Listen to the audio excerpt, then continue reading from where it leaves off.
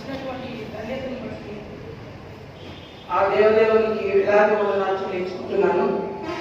చెట్టు ప్రసంగాన్ని అనుమతించినటువంటి సంఘ కాపరికి వందనాలు తెలుపుకుంటున్నాను. చిన్న ప్రార్థన చేసుకొని మనం దేవుని వాక్యాన్ని విన్నాం. మహోన్నతుల మా ప్రియపరులకు తండ్రి, దేవుడికి దేవా, మా పరిశుద్ధ మహోన్నతుల సరస్వతి మా రాజు వందనాలైనా ప్రభా, ఎన్నికైన వాడిని ప్రభా, నోటి మాట కలిగినటువంటి వాడిని కోరుకుని పాపినైనా ఇక్కడ నిలబెట్టిన మీకు వేలాది వందనాలు చెల్లించుకుంటున్నాం. స్వామి తల్లి ఆది నుంచి అంతం వరకు మీరు తోడుగా ఉండండి. నా నోటి నుంచి వచ్చేటువంటి ప్రతి మాట ప్రభావ మీరు అంగీకారంలో ఎలా చేయమని పెట్టుకుంటున్నాను. నా ద్వారా ఈ సంఘంతో మీరు మాట్లాడండి. మీ ప్రార్థనలు ఆలోచించాం. యేసు ప్రభు నామంలో ప్రార్థించుకుంటున్నాను. మరి ఈ యొక్క క్రీస్తు జన్మదినం సమయంలో చెట్టు యొక్క ప్రాధాన్యత బైబిల్లో ఎక్కడుందో నాకైతే తెలియదు. కానీ దాదాపు మనం కన్నా కొంచెం హిస్టరీ కానీ గమనించినట్లయితే 16వ శతాబ్దంలో ఒక బోధకుడు క్రిస్మస్ సందేశాన్ని ఇస్తూ ఒక శిత్వాన్ని ఒక చెట్టును సాదృశ్యంగా తీసుకుని శిత్వం గురించి వివరించాడని మనం చూస్తాము. మరి ఇంగ్లాండ్ వెళ్ళినటువంటి విక్టోరియా రాణి గారు ఈ క్రిస్మస్ సమయంలో ఒక చెట్టును తీసుకొని ఆదాము నుంచి మొదలుకొని ఇలాగ అందరూ పేరు రాస్తూ క్రీస్తు వరకు ఆ వంశావళిని తీసుకొని క్రీస్తు యొక్క పేరు పైన పెట్టి అక్కడ ఒక ఫోటో తీసుకోవడం వల్ల ఈ పాపులారిటీ వచ్చిందని మనము చెప్పుకోవచ్చు అన్నమాట. మరి ఒకసారి కనుక మనము ప్రస్తుతానికి వచ్చినట్లయితే మరి ఈ చెట్టు మొట్టమొదటి రూపం ఏ విధంగా ఉంటుందని ఒక చిన్న విత్తనం రూపంలో ఉంటుంది. ఎప్పుడైతే ఆ విత్తనాన్ని మనము భూమిలో వేసినట్లయితే అది ఒక 2 రోజులకో 3 రోజులకో ఏమవుతుంది, చిన్న మొలకలాగా పైకి వస్తుంది. ఇది చాలా మంది ఈ స్మార్ట్ యుగంలో ఉండే వాళ్ళకి వచ్చే తెలియదు. ఎందుకంటే కొంతమంది అడిగిందంటే భీము ఏ చెట్టు కాస్తాయి. అయితే మరి ఈ భూమిలో నాటబడినటువంటి విత్తనము ఆ 2 రోజుల్లో 3 రోజుల్లో అది ఏమైపోయిందంటే భూమి లోపల కులిపోయింది. బహుశా మరణించింది వచ్చాము. మొలకెత్తినటువంటి విత్తనాన్ని మనం పరిశీలించినట్లయితే ఆ పైన ఆ కులిపోయినటువంటి విత్తనం కాలువలు ఆ భూమి మనకు కనబడుతుంది. ఒకసారి మన పాస్టర్లు చెప్పాడు వాక్యం చెప్తూ మన యొక్క అంతిమ లక్ష్యం ఏంటి, మన చివరి స్థానము పరలోకం. క్రైస్తవంలో జీవిస్తున్నటువంటి మనము యేసుక్రీస్తును సొంత రక్షకుడిగా అంగీకరిస్తూ మనము ఈ లోకంలో ఒక యాత్రను కొనసాగించిన తర్వాత అది తర్వాత మనం ఎక్కడికి వెళ్ళాలి, పరలోకానికి వెళ్ళాలి. మరి పరలోకానికి మనం ఎటువంటి అర్హతలు కలిగి ఉంటే మనం ఆ స్థానాన్ని మనం సాధించగలం అనేది ఒకసారి మనం వాక్యాన్ని కనుక చూసినట్లయితే యోహాను సువార్త 3వ అధ్యాయము 3వ వచనం ఒకసారి చూద్దాము. అందుకు యేసు అతనితో, ఒకడు క్రొత్తగా జన్మించితేనే కానీ దేవుని రాజ్యం చూడలేడని మీతో నిశ్చయంగా చెబుతున్నాను. సో దేవుని రాజ్యానికి పోవాలంటే మనం ఏం చేయాలి, మరలా జన్మించాలి, కొత్తగా జన్మించాలి. అది సాధ్యమేనా? మనం ఇప్పుడు చనిపోయి కెటిల్లో పెట్టి అక్కడ భూమిలో శుభ్రంగా దాన్ని పెట్టినట్టు 3వ రోజు చేసుకోవడం లాగా ఎక్కడ జరగలేదు ప్రపంచంలో. యేసుక్రీస్తు తప్ప ఎవరు మరలా పుట్ల ఇంతవరకు. మనం కూడా అంతే. మరి యేసు ప్రభు గారు కానీ ఇంకా విపులీకరిస్తూ ఏమని చెప్పాడు చూడండి. యోహాను 3:5లోనే యేసు ఇట్లని, ఒకడు నీటి మూలంగాను ఆత్మ మూలంగాను జన్మించితేనే కానీ దేవుని రాజ్యంలో ప్రవేశింపలేడని మీకు నిశ్చయంగా చెబుతున్నాను. ఓకే, ఇప్పుడు క్లారిటీ వచ్చింది. మరి మనము తిరిగి ఏ విధంగా జన్మించాలి అంటే 2 ద్వారా. వీటి ద్వారా ఆత్మ మూలం.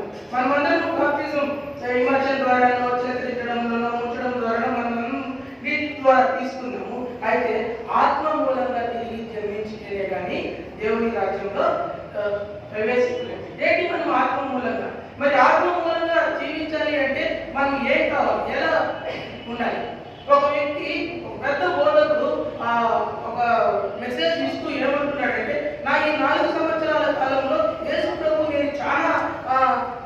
ఎక్కువగా ప్రేమిస్తున్నాను, యేసు ప్రభు తప్ప నాకు ఇంక ఎవరు లేరు అని చెప్తూ ఉన్నాడు.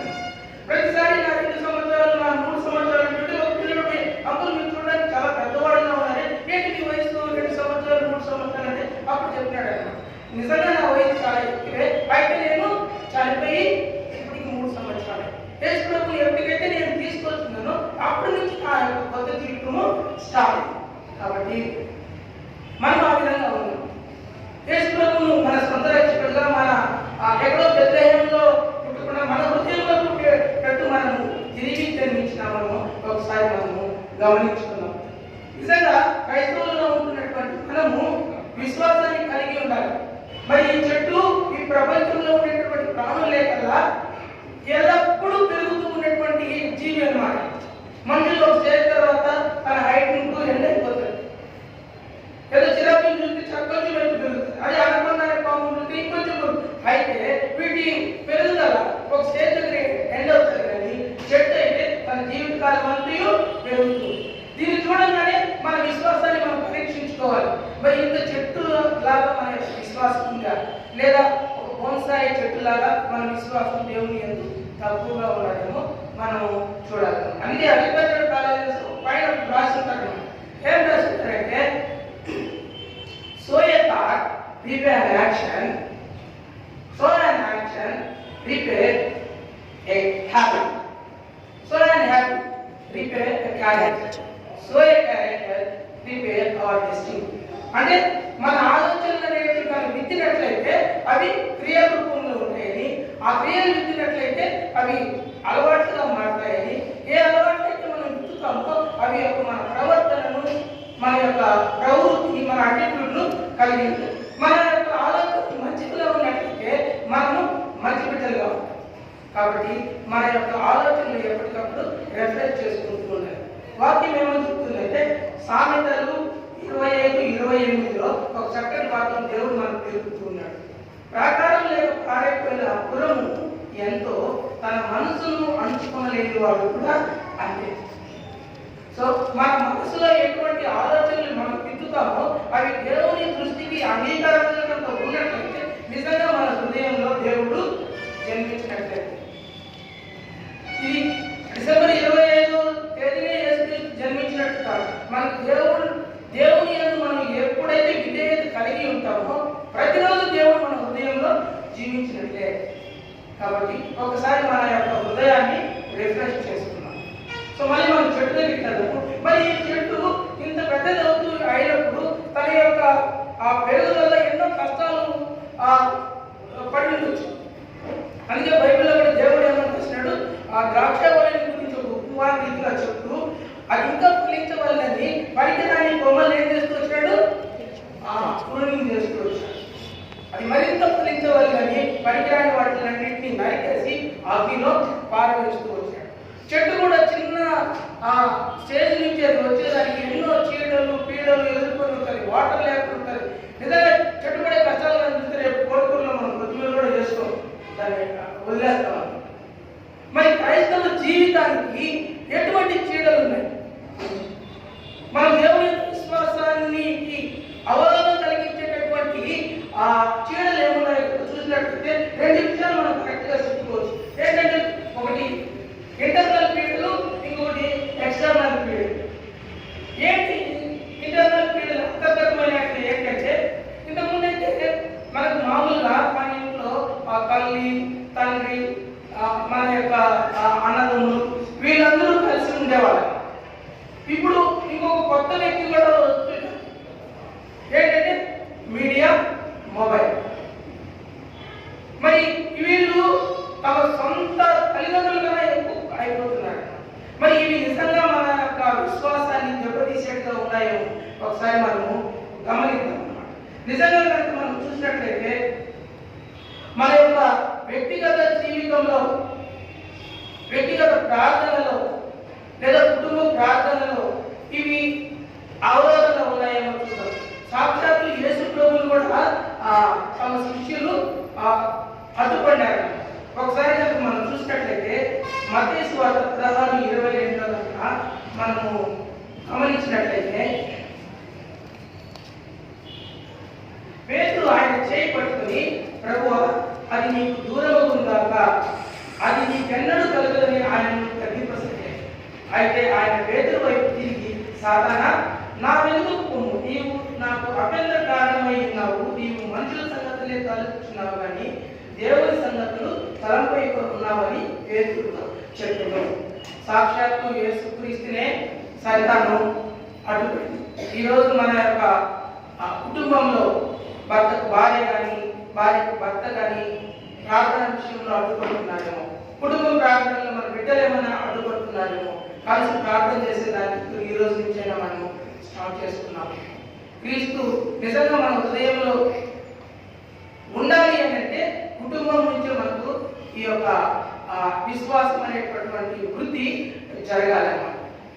సో ఇంకా ఎక్స్టర్నల్ పీరియడ్ ఏంటి? ఎక్స్టర్నల్ పీరియడ్ అంటే మరి ముఖ్యంగా ఇది మీకు అందరికీ బాగా తెలుసు.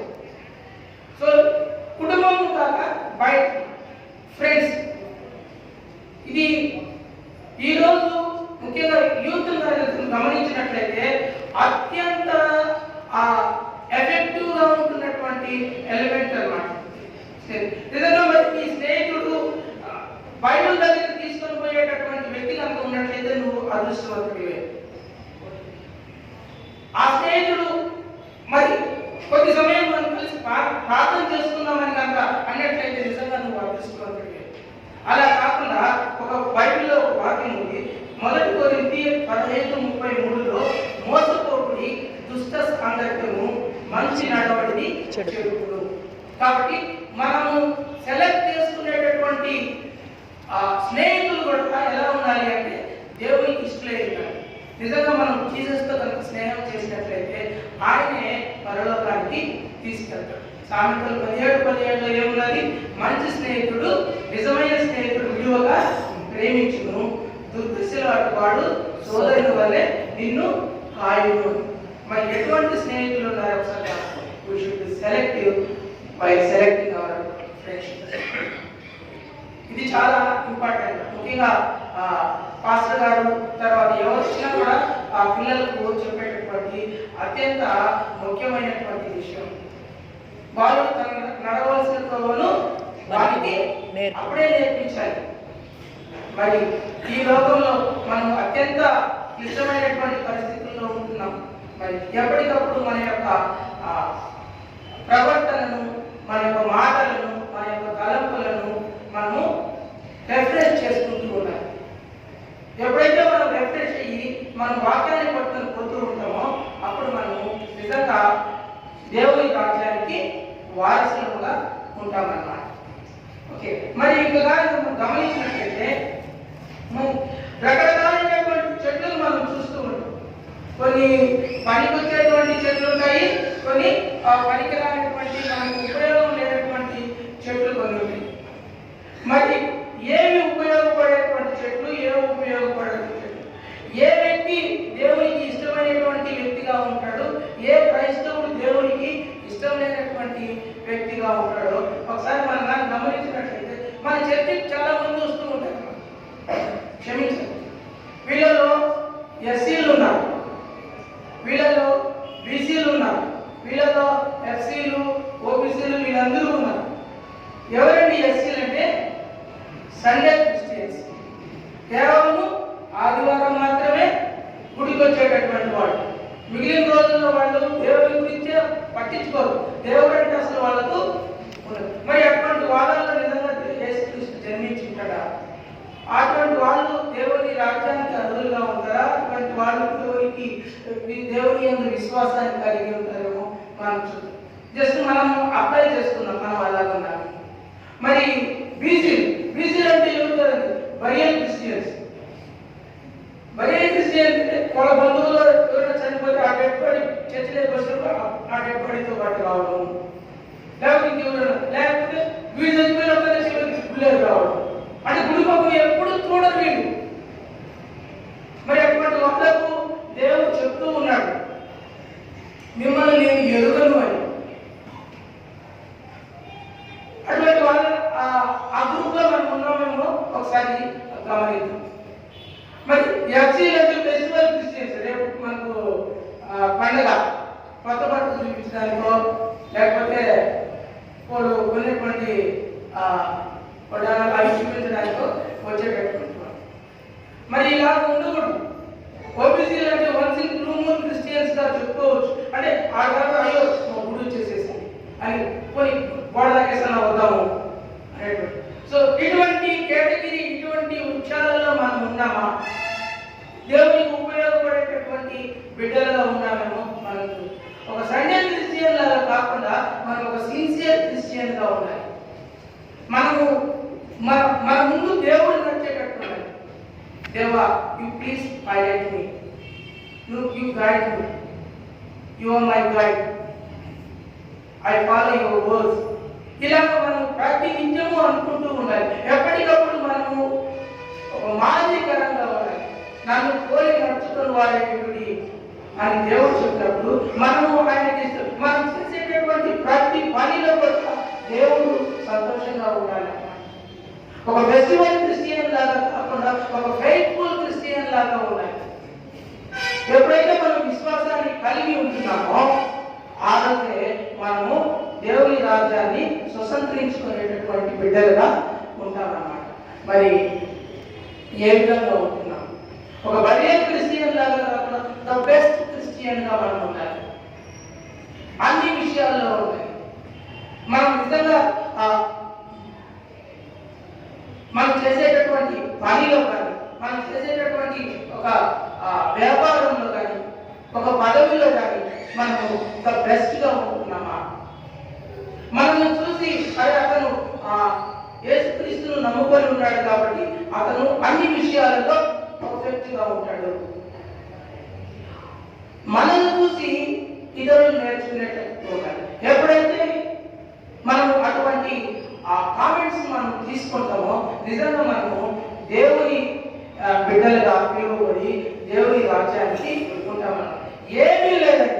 మన యొక్క గమ్యం ఎలా ఉండాలంటే ఎప్పుడు పరలోకం వైపు చూస్తూ ఉండాలి. మన పనులు ఎలా ఉండాలి అంటే దేవునికి ఇష్టమైనటువంటి పనులాగా, ఆయన మెచ్చుకునేటటువంటి పనులాగా, సంఘం మెచ్చుకునేటటువంటి ఉండాలి. దేవునికి పూర్తి అర్హత కలిగినటువంటి ఒక క్వాలిఫైడ్ బిడ్డగా మనము ఏ రోజైతే ఉంటామో ప్రతిరోజు మన హృదయంలో క్రిస్మస్ ఉంటుంది. ప్రతిరోజు దేవుడు మన హృదయంలో ఉంటాడు. దేవుడు మనము ఏ అడ్వర్స్లోనే మనం దేవుడిని మనము గుర్తు తెచ్చుకోవద్దు, కానీ మనకు మంచి జరిగినటువంటి వాటిల్లో కూడా దేవుడిని మనము గుర్తు తెచ్చుకుంటూ ఉండాలి. మరి ఇంకా కనుక గమనించినట్లయితే ఇలాగా మనము ఫస్ట్ డెకరేషన్ చూద్దాం. చాలా బాగా అలంకరించినారు. మరి ఈ డెకరేషన్ లో కొన్ని కనుక మనం చూసినట్లయితే ఫస్ట్ లైట్స్. మరి ఈ లైట్స్ మనకు ఒక మెసేజ్ ఇస్తూ ఉన్నాయి. దేవుడు చెప్పినప్పుడు మీరు లోకానికి వెలుగై ఉన్నారు. మరి మనం ఈ విధంగా వెలుగుతున్నాము అంటే ఇది కనెక్షన్ ఎట్టుంది? ఒక స్విచ్ కి సంబంధించింది. ఆ స్విచ్ గా ఆఫ్ చేస్తే ఈ వెలుగు. ఎప్పుడైతే మనం దేవునితో కనెక్ట్ అయి ఉంటామో మనము వెలుగుతాం. అందుకే ఏమని చెప్తూ ఉన్నారు ఇక్కడ కనుక చూసినట్లయితే ఈ దానియేలు గ్రంథంలో బుద్ధిమంతులైతే ఆకాశ మండలంలో జ్యోతి వలె ప్రకాశించేవారు. మనము ప్రకాశించాలి. మన ప్రొఫెషన్లో కానీ మనం ప్రకాశించాలి, మన యొక్క జీవితంలో ప్రకాశించాలి, మన యొక్క ఆర్గనైజేషన్లో అని అనుకుంటే మనం ఖచ్చితంగా దేవునితో కనెక్ట్ అయ్యాలి. మరి దేవునితో ఎటువంటి కనెక్షన్ అనేది ఉండాలి అంటే ఒక పవర్ అనేది దీంట్లో ఈ వైర్లో ప్రసరిస్తూ ఉండాలి. అది మనకు కనబడు. మరి ఆ పవర్ ఏంటంటే విశ్వాసం. ఈ యొక్క విశ్వాసం అత్యంత శక్తివంతమైనది. ఈ యొక్క విశ్వాసం మనకి ఎంత ఎక్కువ ఉంటే మనం అంత బాగా ప్రసరిస్తాం. మనం వెలుతురు ఇస్తాం. వెలుతురు యొక్క ఏంటి దాని లక్షణము? చీకటిని లేకుండా చేస్తుంది. ఎప్పుడైతే చీకటి లేకుండా పోతుందో మనకు సమస్తము కనబడుతూ ఉంటుంది. ఏది మంచి, ఏమున్నది, ఎలా ఉన్నది అనేది మన దృష్టితో చూడగలం. మరి విశ్వాసంతో మనం కనుక ఉన్నట్లయితే ఈ లోకంలో ఏది మంచి ఏది చెడు అనేది మనము చూడగలము. తద్వారా మనల్ని మనమే జడ్జి చేసుకొని ఆ పరలోకానికి అర్హత కలిగి ఉంటాం అన్నమాట. మరి ఇంకా గమనించినట్లయితే స్టార్స్ కూడా పెట్టారు. ఏంటి స్టార్స్? మనకు జర్నీ చేసేటప్పుడు సైన్ బోర్డ్స్ కనబడుతూ ఉంటాయి. తిరుపతి ఒక 45 కిలోమీటర్లు ఇటు వెళ్ళాలని, ఒక 35 కిలోమీటర్స్ రాజు. అయితే అవి మనతో రావు, చూపిస్తాయి ఇక బోర్డు అని. కానీ దేవుడు బెత్లెహేములో పుట్టినప్పుడు జ్ఞానులకు ఒక నక్షత్రం కనబడింది. అది బోర్డు చెప్పలా. ఏం చేసింది? వాళ్ళకు మార్గం చూపిస్తూ వాళ్ళకి తూర్పు దేశం నుంచి తీసుకొని బెత్లెహేము తీసుకొచ్చి పశువుల కాపు దగ్గర ఆపు. యేసు ప్రభువును పట్టుకుందామంటే ఆయన ఇంటికి తీసుకెళ్తాడు. ఆయన సైన్ బోర్డ్స్ లాంటి వ్యక్తి కాదు.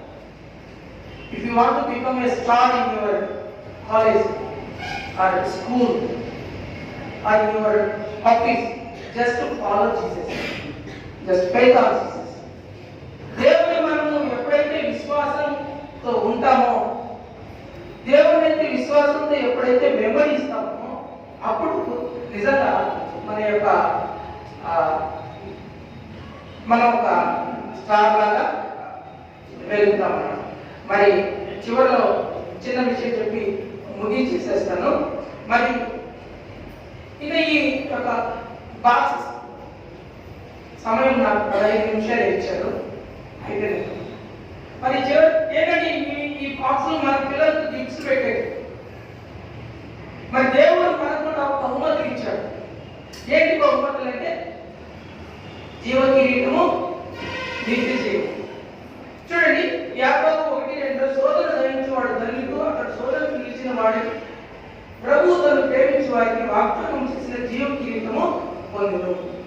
మరి మొదటి యోహాను 20:5లో నిత్య జీవము అనుగ్రహించినట్లయితే ఆయన తానే మనకు చేసినటువంటి వాగ్దానం.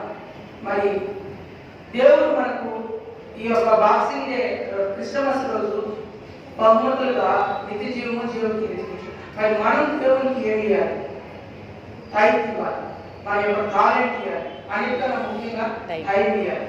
మనం ఎప్పుడైతే వాటిని ఇచ్చినట్లయితే నిజంగా మనము దేవుని యొక్క బిడ్డలుగా, ఆయన రాజ్యానికి వారసులుగా, 20 పెద్దలు కలిగి వేలాది దూతలతో ఎప్పుడు పరిశుద్ధుడై కొనాడుతున్న ఆ యొక్క బంగారు పట్టణంలో మనము ఉంటాం.